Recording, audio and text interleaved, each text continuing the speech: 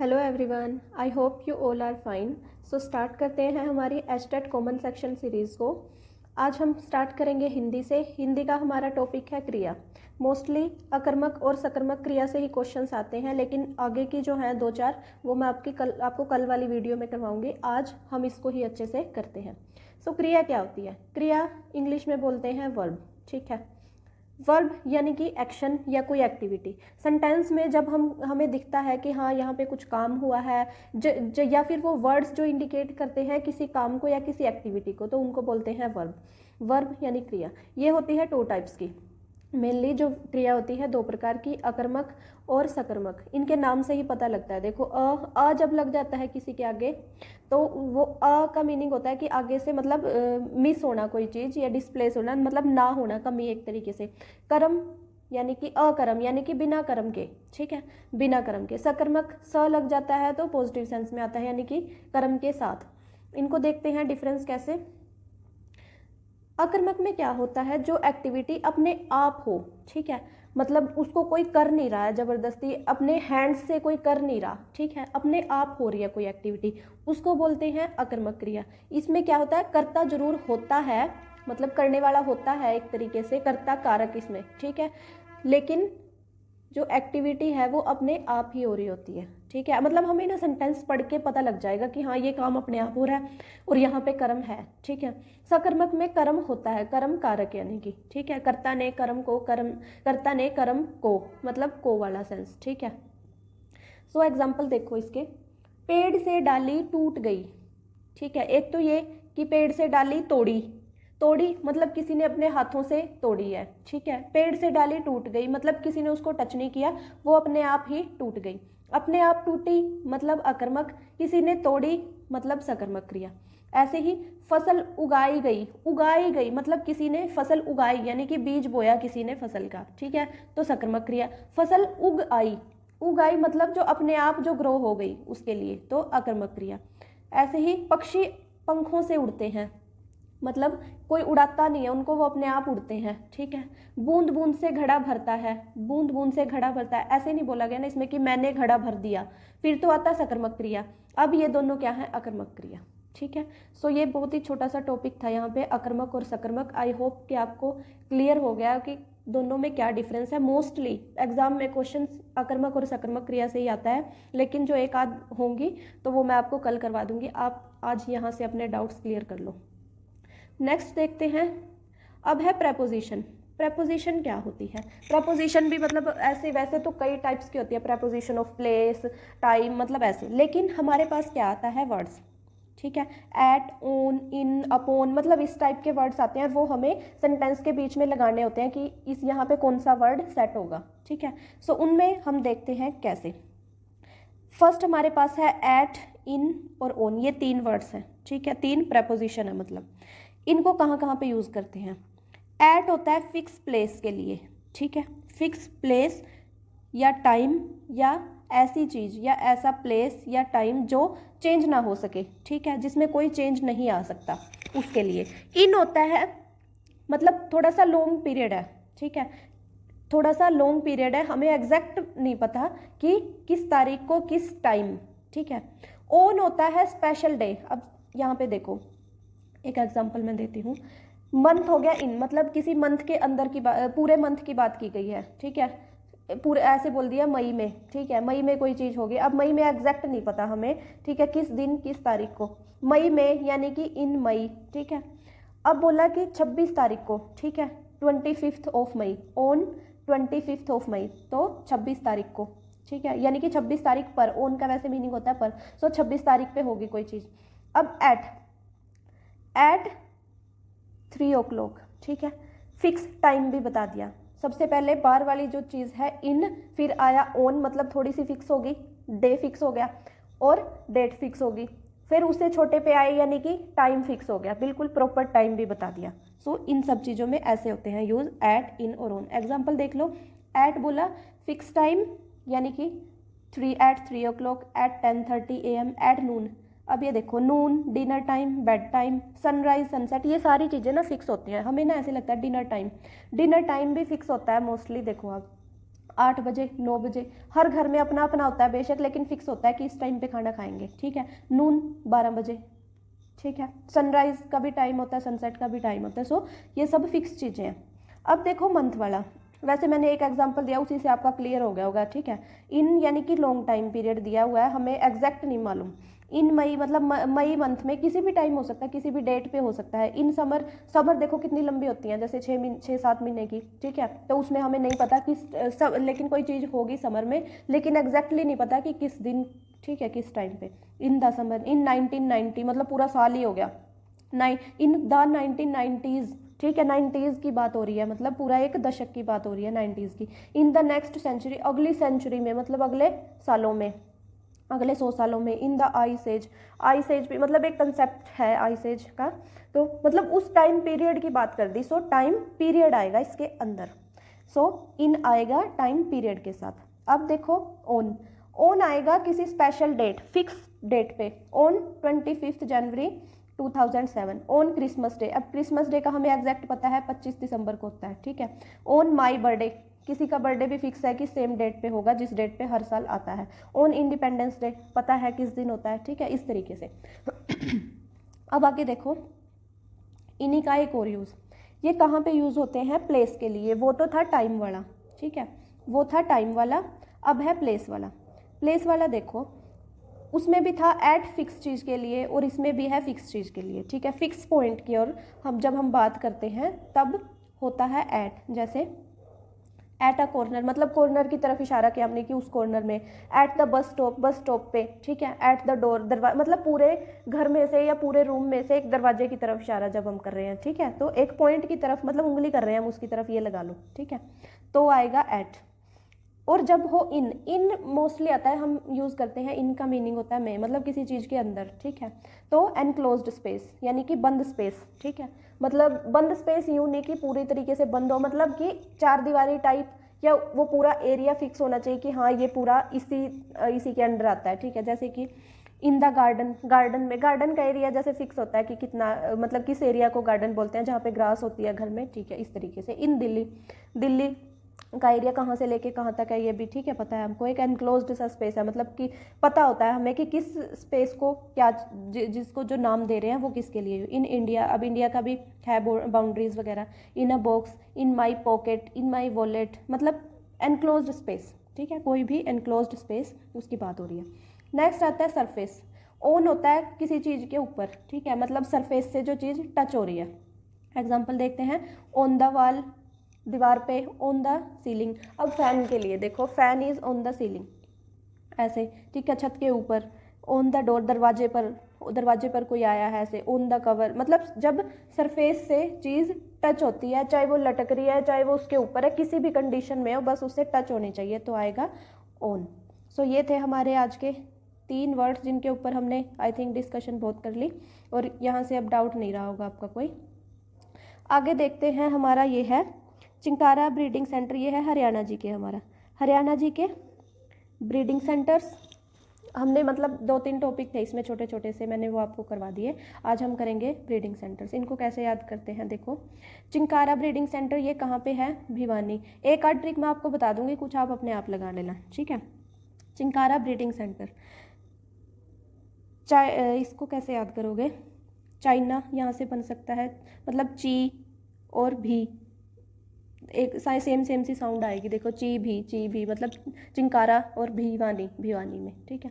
Crocodile वाला देखो, crocodile क्या होते हैं, थोड़े सुस्त से, हम इनको ऐसे लगाएगा कि क्रोकोडाइल सुस्त से एनिमल होते हैं, ठीक है। तो क्या होते हैं, वो बोर कर देते हैं, ठीक है। तो क्या कर देते हैं, भोर, हमेशा क्या करते हैं, भोर। और भोर कहाँ पे है, कुरुक्षेत्र। भोर कहाँ पे है, कुरुक्षेत्र में। के आर इसको ऐसे भी लग सकते, कर देते हैं, ठीक है, कर, के आर से कर देते हैं, क्रोकोडाइल भोर कर देते हैं।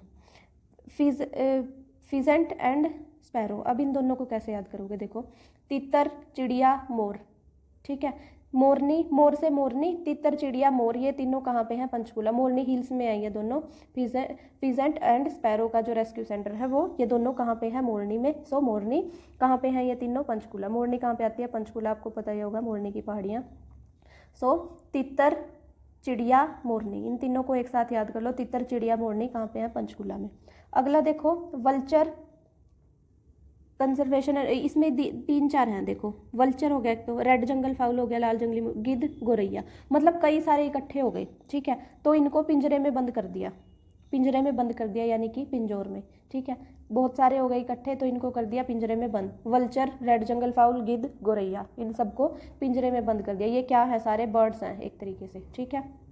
ये सारे बर्ड्स हैं और इनको कर दिया बंद पिंजरे में। नेक्स्ट देखते हैं कैमल। कैमल का सिर बहुत ऊंचा होता है, देखो इसको ऐसे याद कर लेंगे। कैमल ब्रीडिंग सेंटर को कैसे याद करेंगे, कैमल यानी कि बहुत ऊंचा सिर होता है। कितना ऊंचा होता है आपको पता ही होगा, तो सिर से कैमल का सिर ऊंचा होता है, सिर सा। एलिफेंट ब्रीडिंग सेंटर, एलिफेंट होते हैं जो, उनको राजा लोग रखते थे भाई, ठीक है। राजा लोग बड़ा बन संवार के उनको रखते थे, ठीक है। बन संतोर मतलब श्रृंगार करके रखते थे, संतोर ऐसे लगा सकते हो, सुंदर सा बना के रखते थे उनको। कहाँ पे, नदी के किनारे पे उनको खड़ा करके रखते थे, यमुना नदी के किनारे पे, मतलब यमुनानगर में, ठीक है। इसको ऐसे याद कर लो। एलिफेंट्स को राजा लोग बन संवार के कहाँ रखते थे, नदियों के किनारे अपने, तो यमुनानगर में। अब है सारस। सारस, यहाँ पे बर्ड की बात हो रही है, लेकिन आपको पता होगा गीता जयंती पे ना सारस मेला भी लगता है कुरुक्षेत्र में।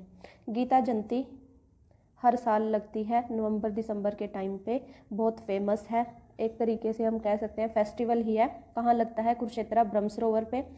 तो इसको ऐसे याद कर लेंगे हम कि सारस पक्षी भी है, ब्रीडिंग सेंटर हो गया उसका, और सारस मेला भी लगता है, ठीक है। मतलब गीता जयंती पे ये होता है, ये मेनली एक पर्टिकुलर, मतलब जैसे मेला कई तरीके का होता है, उसके अंदर अलग अलग स्टेट से लोग आते हैं अपनी अपने जो कल्चर की ड्रेसेस वगैरह सेल करने यहाँ पे, तो सारस मेला भी लगता है उस कहाँ पे, कुरुक्षेत्र में।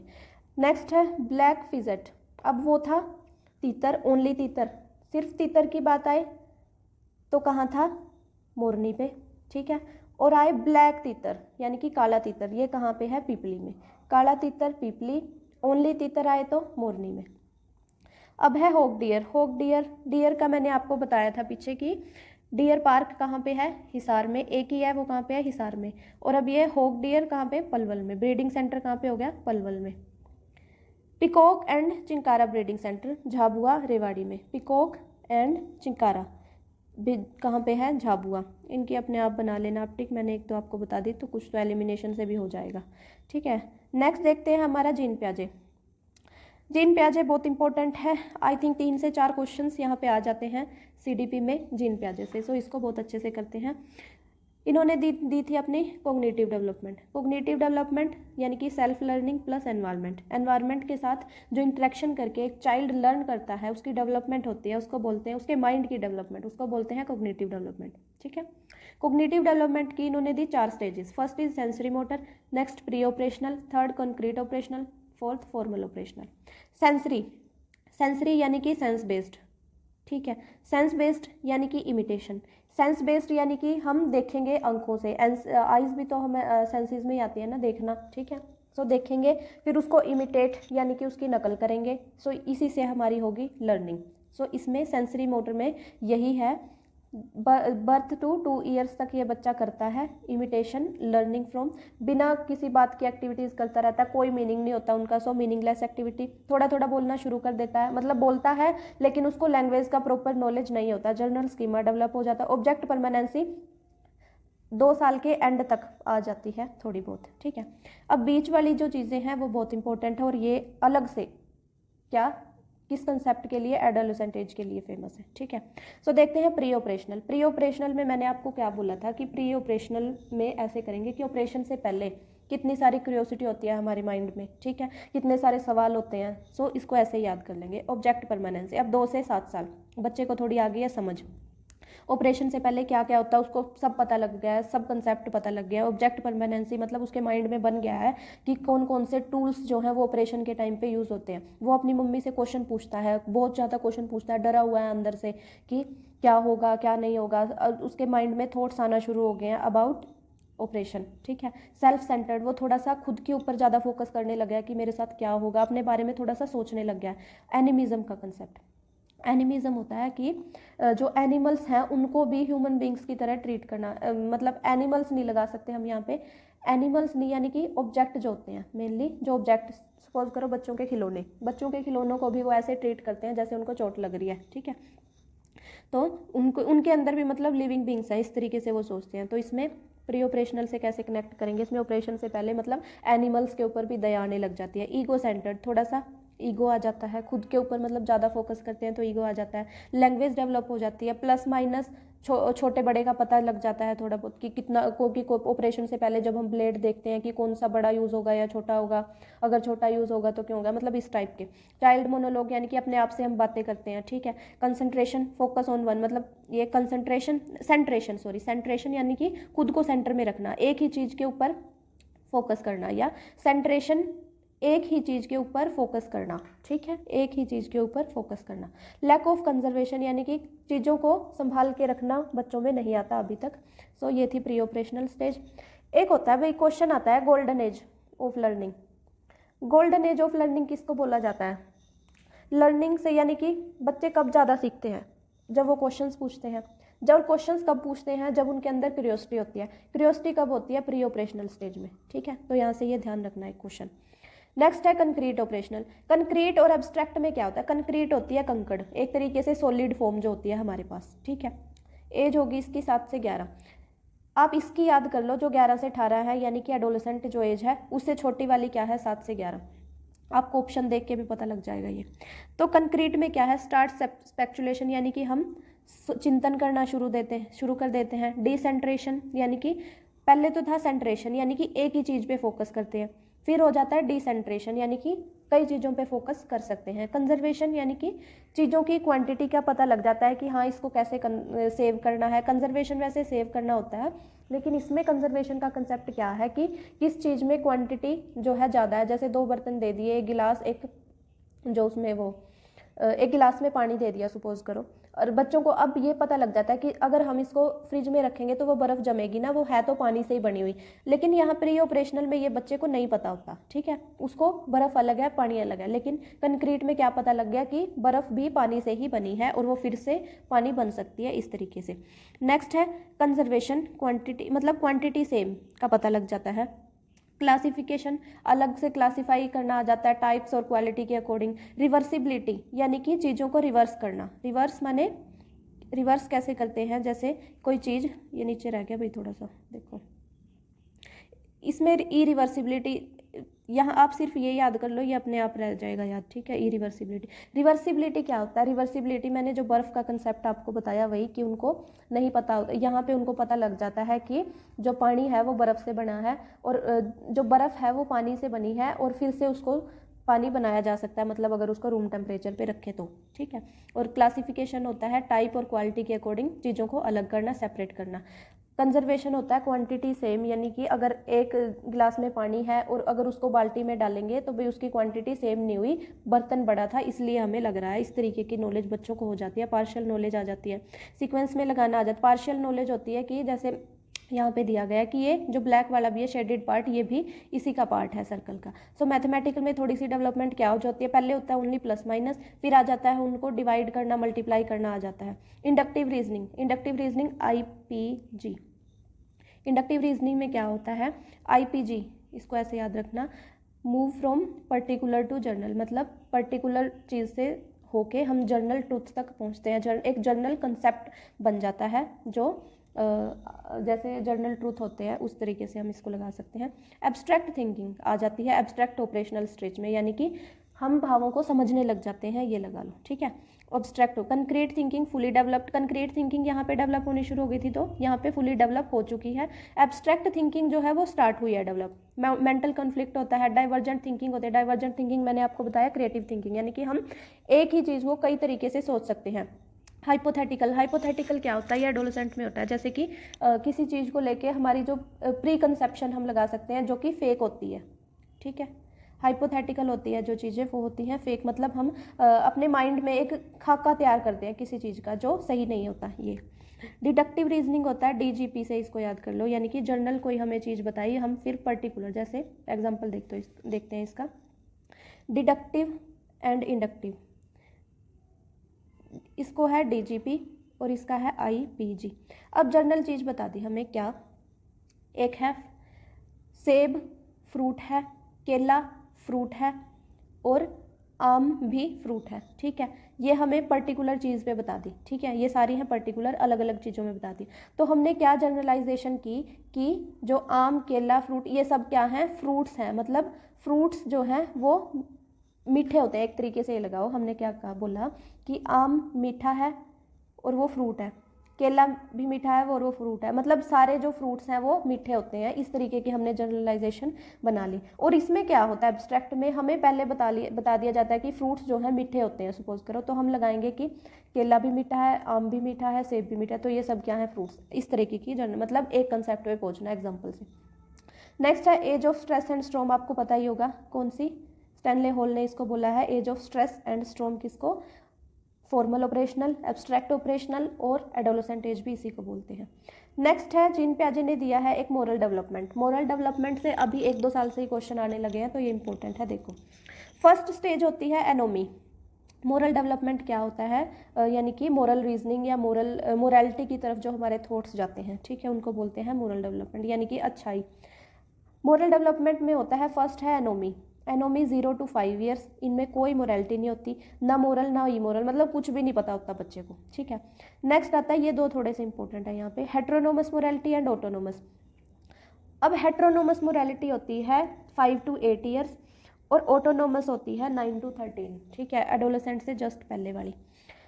हेट्रोनोमस में क्या होता है, इम्पोज्ड मोरालिटी, यानी कि ग्रुप से आई हुई। हेट्रो यानी कि बाहर से आई हुई, ठीक है, हेट्रो यानी कि बाहर से आई हुई, ठीक है। इम्पोज्ड मोरालिटी यानी कि बड़ों के द्वारा हमारे ऊपर थोपी गई मोरालिटी, इसी को बोलते हैं मोरालिटी ऑफ कंस्ट्रेंट। यानी कि हमें एग्जैक्टली नहीं पता कि हमारे अंदर जो थॉट्स चल रहे हैं वो सही, मतलब वो हमारे अपने हैं या किसी और के दिए हुए, बस हम उनको फॉलो करते हैं। रूल्स आर डिवाइन लाइक, मतलब जो बड़ों ने बता दिया कि रूल्स को फॉलो करना चाहिए, वो भगवान की तरह होते हैं, मतलब भगवान के बनाए हुए होते हैं। सो ये कंसेप्ट हमारा चलता रहता है, जो बड़ों ने बता दिया वो सही है। ऑटोनोमस में क्या होता है, हम खुद से जज करते हैं किसी चीज़ को।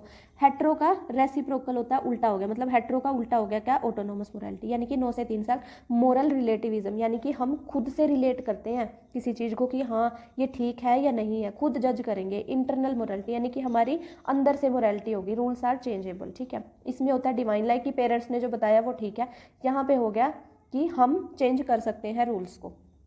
ऑटोनोमी एडोलेसेंट, इसमें क्या होता है, इंटरनल मोरालिटी विद इक्विटी, यानी कि इंटरनल मोरालिटी आ गई, इंटरनल खुद के विचार थे प्लस इक्विटी, यानी कि हमें कहाँ पे मोरालिटी का यूज़ करना है, एक तरीके से हमें वो पता चल गया। इक्विटी क्या होता है, अब देखो, इक्वालिटी होता है सबको बराबर चीज़ देना, ठीक है। इक्विटी होता है जिसको ज़रूरत है ज़्यादा उसको ज़्यादा दो, जिसको कम ज़रूरत है उसको कम दो, और जिसको बिल्कुल भी ज़रूरत नहीं है उसे मत दो। इसका मतलब इक्विटी का मतलब होता है ये। अब rules can be created and changed, तो इसमें पहले में था कि जो रूल्स हैं वो डिवाइन लाइक है, बने बनाए हैं, ठीक है। इसमें आ गया कि हम चेंज कर सकते हैं, इसमें आ गया कि हम बना भी सकते हैं और चेंज भी कर सकते हैं, ठीक है। सो ये था मोरल डेवलपमेंट बाय जीन पियाजे। जीन पियाजे से 3 से 4 क्वेश्चंस आपके सीडीपी में बन जाते हैं। ये था हमारा आज का सेशन। अब मुझे एक डाउट है भाई, कि मेरे को उस पर जो टीजीटी पीजीटी की सीरीज़ है उस पर अच्छे कमेंट्स हैं। अब ये बताओ कि पेपर 1 की, यानी कि कॉमन सेक्शन की सीरीज़ मैं कंटिन्यू करूं या आपको only TGT and PGT English की सीरीज़ ही चाहिए, ठीक है। क्योंकि फिर तो उसी को बेस्ट कर लेते हैं, टीजीटी पीजीटी को। प्लीज़ कमेंट करके मुझे ये कंफर्म करना कि क्या आप कॉमन सेक्शन की सीरीज़ को कंटिन्यू करवाना चाहते हो या नहीं। फिर तो हम टीजीटी पीजीटी वाली को और ज़्यादा टाइम देके थोड़ा अच्छे से जल्दी कवर कर लेते हैं, नहीं तो फिर दोनों को मैं कंटिन्यू रखूँगी, ठीक है। तो ये था आज का session. I hope you like the video. अगर आपको मेरा कंटेंट पसंद आता है तो please like share and subscribe. Thank you so much.